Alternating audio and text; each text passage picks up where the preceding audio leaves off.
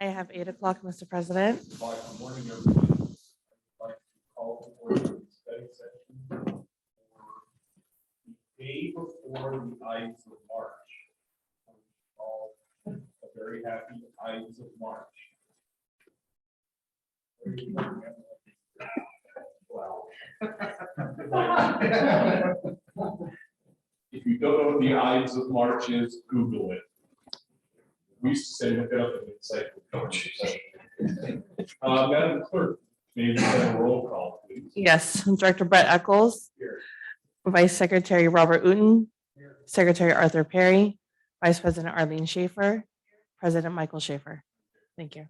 And public comments, some time set aside for anyone in matter to make comments on items on our. No one from the public. We'll move right. Our items of study. And one, the code enforcement report.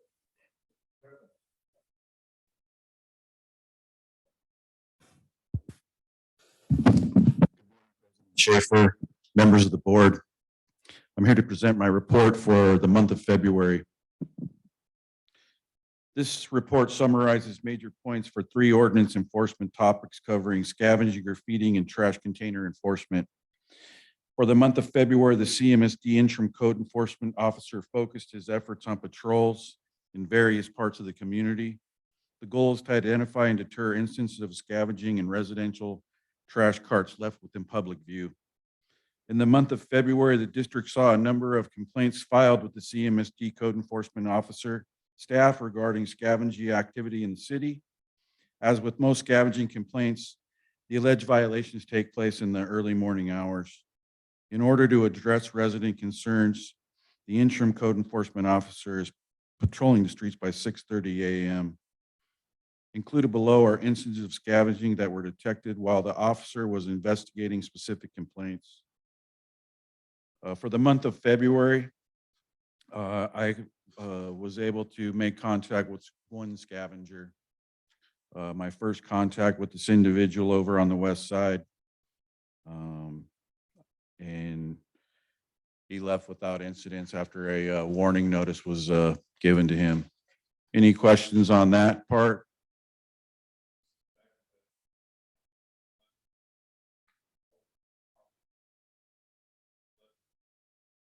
It has dropped, so I'm not sure if it's, the weather.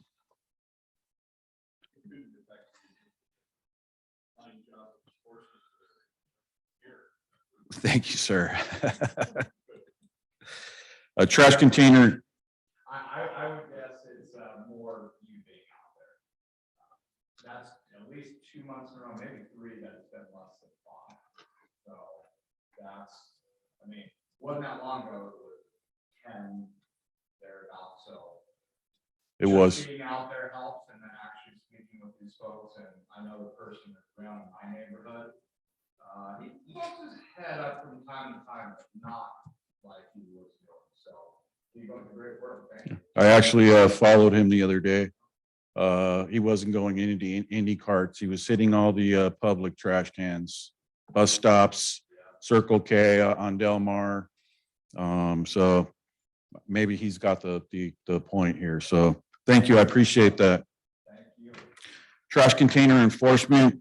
In the month of February, there were a few customer complaints reported at the district headquarters regarding trash carts in public view. The following a list of locations that were trash cart violations were found and addressed by the courtesy notice process.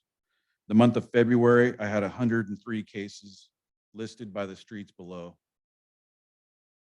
Any questions on that?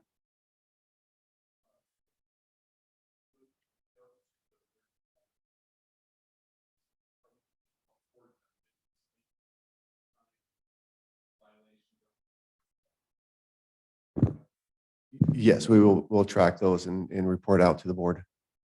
You want them listed itemized by, I mean, we could do that as well, organics and mixed waste.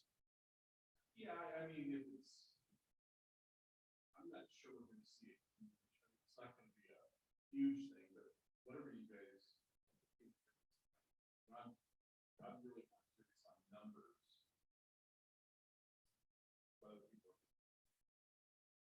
Okay.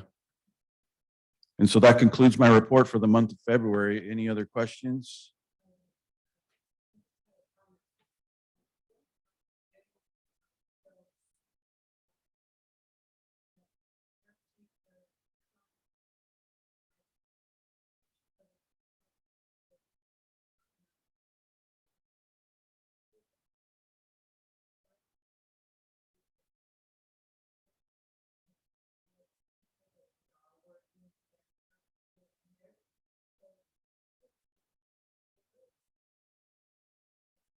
Good. It's always good to hear. Still, and I guess because we're involved in my neighborhood, still very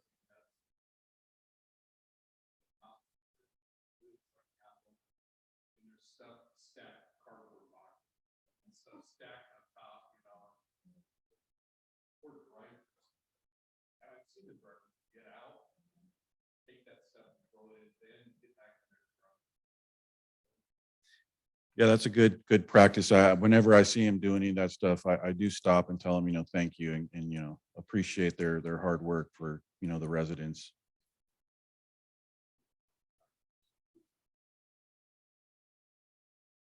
Yes, yes, we'll bring that back to you in the near future. Yes.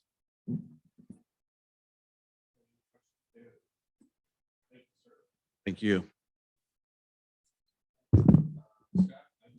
Yeah, thank you, Mr. President. So this item is really just for your information. Staff wants to bring to your attention about proposed regulations by the California Air Resource Board. And most likely it's going to be adopted next month. While it won't have an immediate impact on the district, long-term it will. We will have to make some changes in our fleet. And so today we're just going to give you a brief overview of the proposed regulations and what that means to the district. So CARB is, again, the California Air Resource Board is proposing advanced clean fleet regulations for medium and heavy duty trucks to go to zero emissions or near zero emissions. And with this adoption of these new regulations, this will be part two of two regulations that will require all trucks to be zero emissions or near zero emissions and help achieve Governor Newsom's executive order of requiring 100% of heavy duty truck fleets in the state to be zero emissions. And the key word is wherever feasible by 2045. So as you see in your staff report, the proposed regulations, Rick has 3 different purchase requirements. And today we're going to just be focusing on state and local government fleets because that's the purchase requirements that impacts us the most. And also attached to your staff report is a presentation that was presented to the ISDOC general managers on February 14th from some groups that were keeping a close tie on these regulations. But basically what's going to happen next year, starting next year, 2024 through 2026, when local and state fleets are up for replacement, they have to replace those units with a zero emission or a near zero emission vehicles. And near zero emission is basically a hybrid. And we have one of those in our fleets. It's the one that our engineering department drives. It's here parked here at HQ. That's a hybrid vehicle. So when vehicles are due for replacement, 50% of the fleet has to be zero emissions or near zero emissions.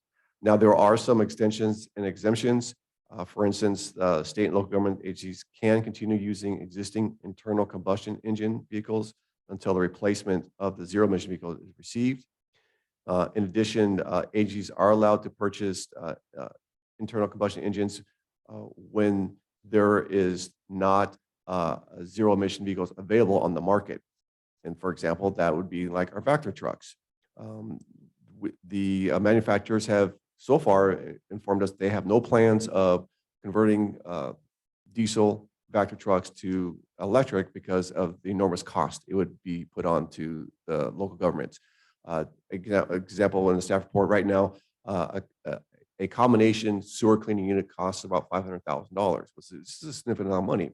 Well, if you take that to electric, which also means the vacuum part has to be electric, we're talking tripling the price. We're talking $1.2 million. It's very significant. So the good news is that There are no manufacturers converting that now. Doesn't mean that state will change their minds, because as soon as the manufacturers, as soon as they get wind that, oh, hey, look, this one manufacturer is going to go electric, the exemptions are off the table. So we have to watch that. We know for a fact that solid waste industry is a different story, because as you see in your staff report, they're already putting electric trash trucks out in operationals. And I shared with you some communities have already done it, and they're already in the future going to be putting electric trash trucks out in the community. Now, what does that mean for CRNR? Because CNR made such a huge investment in their anaerobic digestion technology and using RNG.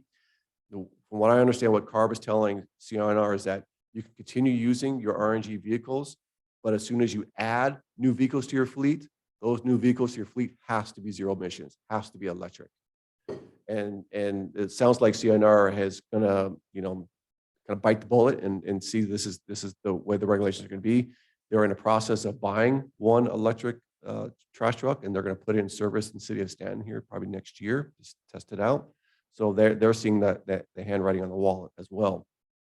In your staff report is a brief description of all of our fleet. As I mentioned, we do have 3 Vector trucks, heavy duty Vector trucks that currently are exempt. One of those Vector trucks are due for replacement, and you'll see it in your budget that we'll be presenting to you. We're going to be recommending replacing that vehicle in the 24-25 year, the second year of our biannual budget. And then we do have a crane truck that technically is not heavy duty, but it's very close, but it's still classified as not a heavy duty truck. But those crane trucks do come in electric. And so we want to replace that truck before the 2024 regulations go into place. So we're recommending to replace that truck next fiscal year. And so those are the 2 oldest trucks we have in the fleet. All our other trucks, our other fleets are very young still. We're not looking at replacing any other fleets trucks until another 7 to 8 years. Now, if we add more vehicles to our fleet in 24 through 26, and those happen to be trucks, then yes, they're going to have to be either a hybrid or a plug-in. So that's something that we need to consider when we're looking at adding trucks to our fleet. So as I mentioned, there is no immediate impact to the district on these regulations, but sometime in the future, we're going to have to consider maybe adding some plug-in stations at the yard. That's something in the near future, maybe 5 years from now, look into that, because we are going to have to bite the bullet one day and start buying electric vehicles. It's just the way it is. So that's my presentation. I'm happy to answer any questions you may have. So with our new contract with CRNR, are there any provisions that CRNR has to go to an electric? And if what you're saying is true with triple, pass through to us on their expense, or is that all on their shoulders? I don't know the solid waste trucks are tripling the cost, because remember they Talking about the vac. I'm just talking about Vectors. I don't know what the cost is for electric truck, but I'm like going to be more. It's more than an RNG truck. I guess that's something I'd like to know sooner than later, what kind of costs they're looking at. My guess, see, the way our contract is written, it has to be RNG. So they're going to continue using RNG in our community. So they're not going to go electric, because we're still working, because that's where we're committed to the organics recycling program.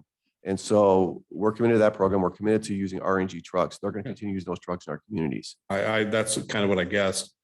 Second question I had real quick, and just as in your report to the ISDOT group, you talk about a 2-engine vehicle, and you highlighted that. That was actually highlighted by the consultant, and honestly, I can't remember what they meant by that, but there was some kind of exemptions where you can use those kind of engines. So it says original equipment to be equipped with 2 engines. One provide primary source of power, while the second is an auxiliary engine. That sounds crazy to me. Yeah. Okay. All right. Go ahead, Arlene. I just had one question. What happens if you violate this law? What happens to you? Our guess, what we're assuming, what they'll do is if you're showing a good faith effort on replacing your vehicles with zero emission vehicles, chances are they'll just give you a warning. But they do have enforcement authority where they can fine the district. They can fine you. What that amount is, I don't know, but they do have enforcement authority. Our our assumption is that they're going to give you some warnings for, say, hey, you need to comply with these regulations, or at least showing your good faith effort. They might be a little bit lenient on you, but they can have the authority to fine you. But they've never said what the fine would be. I haven't, yeah, I don't know what it is at this point. Okay. I can just see all these trash trucks plugged in to wherever they're gonna be plugged in. And we have major power issues Yeah. and trash doesn't get picked up for several weeks. We're gonna be like New York and putting them on barges and taking it to Catalina or something, you know? Yeah, the group that talked to us at the ISDOC meeting, them and OC San and a lot of the treatment wastewater facilities that generate energy, biodiesel, biogas. They've been trying to convince the CARB staff that, look, you need to diversify your fuel. You can't just put all your eggs in one basket and depending on electricity. And CARB staff said, "I'm sorry, this is an executive order by the governor. We got to do what the governor tells us, and we're not going to bend." And so it's kind of like falling on deaf ears, which is unfortunate because we do believe that you shouldn't put all your eggs in one basket. They should be diversified. There should be other options for fueling your heavy duty vehicles. That if it's still proven that biogas is still better for the environment, it emits less pollutants than diesel trucks, and why not use biogas? I mean, we've gone to the system with the AD. It's a recycling component, I mean, we're taking organics and turning it into a natural product. To me, makes a lot more sense than taking down the grid. I mean, Yeah. I guess being in higher public office, you don't use common sense. You just go along your own path. Bob, do you have a comment? No. I thought I saw your hand go. Go ahead. Oh, Art. I was chewing on my. Oh, okay. Is this a California law? This is California. This is not national. This is just California. Yes. Oh, that's a Good good change. Of question. course, it's California. Oh, yes, Just check. Director Hooton. Well, I got my pencil out of my mouth. When you say biogas, do you mean digester gas? Yes. That is really limited resource and most agencies use all of it. So Orange County Sand District, there is no extra biogas. They have a natural gas fueling station in the entrance to their plant, but that's purchased natural gas that's compressed and Right. liquefied. That's not biogas. No, exactly. No, and I think that's a lot of the frustration that the agencies are seeing is that, they've invested so much in CNG or LNG and RNG, and now they're saying, well, sorry, you can't do that anymore. And that's a lot part of the frustration as well. So yes, that's totally, biogas is different than Yeah. RNG or. And it's CNG. it is not it's not very, the agencies use all that. Yes. I like the city of Carson's truck, the all red truck. I think that's appropriate. I think we had to go to that. How many trucks did Carson do? Just the one? It just, as far as I know, they just have one. They were one of the first ones to put one in operations, but they plan on going 100% electric on all their trash trucks. And it's a brand new hauling company too. The city had a 20-year relation with Waste Management. So this is a smaller hauling company, and it's new in the city. So, and I think that was one of the turning points why they received the contract, because they're going all electric. Carson being a hilly community and I mean, it's not a flat. I can see trash trucks stalled going up the grade to the Carson Hill. The foolishness. Other Bob? Well, Orange County Sand District tried to promote natural gas fueled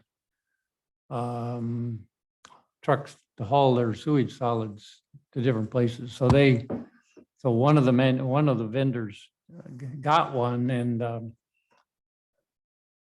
that vendor had two trucks going in the direction, and one was natural gas and one was diesel. And the diesel truck outdid it. And Well, so yeah. they talked Orange County Sand District out of the use of the natural gas driven trucks. Yep. No, I know the history of that. Yep. Okay, good presentation. Other questions?